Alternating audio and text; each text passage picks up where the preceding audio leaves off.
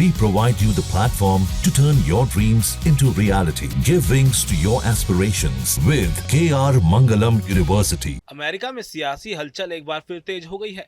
राष्ट्रपति Donald Trump ने अपने उत्तराधिकारी को लेकर एक बड़ा बयान दिया है, जिसने अमेरिका की नई चर्चाओं को जन्म दे दिया है।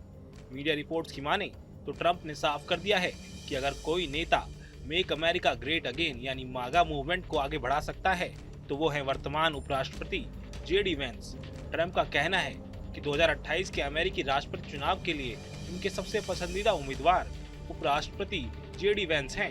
उन्होंने न सिर्फ वेंस की जमकर तारीफ करी बल्कि यह भी कहा कि वे इस वक्त उनके मागा आंदोलन के सबसे मजबूत उत्तराधिकारी माने जा सकते हैं। एक इंटरव्यू के दौरान जब ट्रंप से पूछा गया कि उनके बाद मागा को कौन आगे बढ़ा सकता है तो उन्होंने सीधे तौर पर कहा, मुझे लगता है कि इसकी पूरी संभावना है कि वेंस मेरे उत्तराधिकारी हो सकते हैं। ईमानदारी से कहूँ तो वो उपराष्ट्रपति हैं और बेहद अच्छा काम कर रहे हैं। ट्रंप ने यहाँ सिर्फ वेंस का नाम ही नहीं लिया बल्कि उन्होंने विदेश मंत्री मार्को रूबियो की भी तारीफ की और कहा वे भी किसी न किसी रूप में इस अभियान का हिस्सा बने रह सकते हैं।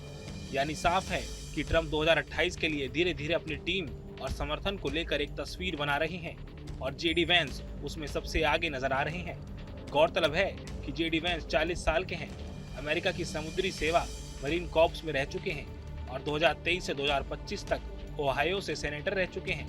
वेंस ने ट्रंप के साथ मिलकर मागा एजेंडा के जिस तरीके से आगे बढ़ाया है उसने ट्रंप के भरोसे को और मजबूत कर दिया है। CNN की एक रिपोर्ट के मुताबिक ट्रंप ने पहले कभी इस तरह से किसी नेता को खुले तौर पर अपना उत्तराधिकारी नहीं बताया था। फरवरी में उन्होंने कहा था कि वेंस बहुत सक्षम है, लेकिन तब उन्होंने मागा का उत्तराधिकारी घोषित करना जल्दबाजी होगी। अब कुछ महीनों बाद ट्रंप का रुख बदलता दिखाई दे रहा है। दूसरी तरफ मार्को रूबियो का नाम भी चर्चा में है। रूबियो अमेरिकी राजनीति में लंबे समय से सक्रिय हैं, वर्तमान में विदेश मंत्री की भूमिका निभा रहे हैं। हालांकि उन्होंने हाल ही में दिए एक इंटरव्यू में 2028 में राष्ट्रपति बनने की अटकलों को खारिज कर दिया था। उनका कहना था कि वो अभी मौजूदा जिम्मेदारियों पर ध्यान दे रहे हैं, लेकिन रूबियो ने राष्ट्रपति बनने की संभावनाओं को पूरी तरह से नकारा भी नहीं था। उन्होंने कहा था, आप नहीं जानते कि भविष्य में क्या हो जाए। रूबियो और वेंस दोनों ही नेताओं ने उपराष्ट्रपति पद के लिए कम्पीट भी किया था, लेकिन अब दोनों ही ट्रंप प्रशासन में मिलकर काम कर रहे हैं और एक दूसरे के लिए सम्मान की भावना भी रखते हैं। जेडी वेंस ने भी हाल ही CNN से बातचीत में कहा था कि मार्को रूबियो बेहद सक्षम है और उन पर भरोसा किया जा सकता है। उन्होंने ये भी कहा कि रूबियो ट्रंप प्रशासन में उनके सबसे करीबी दोस्तों में से एक हैं। इसमें यह संकेत साफ मिल रहा है कि ट्रंप 2028 के लिए चुनाव की दिशा खुद तय करना चाहते हैं। वे चाहते हैं कि उनकी विचारधारा और एजेंडा उनके उत्तराधिकारी के जरिए आगे बढ़ता रहे। अब बड़ा सवाल ये है कि क्या ट्रंप की अनौपचारिक घोषणा जेडी वेंस को 2028 में राष्ट्रपति पद के लिए एक मजबूत दावेदार बना देगी?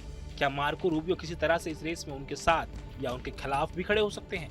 एक बात तो तय है कि अमेरिका की राजनीति में अगले कुछ सालों तक मागा आंदोलन और डोनाल्ड ट्रंप का असर बना रहेगा और अगर वेंस को ट्रंप का समर्थन यूं ही मिलता रहा तो आने वाले चुनाव में वे एक बड़ा चेहरे के रूप में उभर सकते हैं।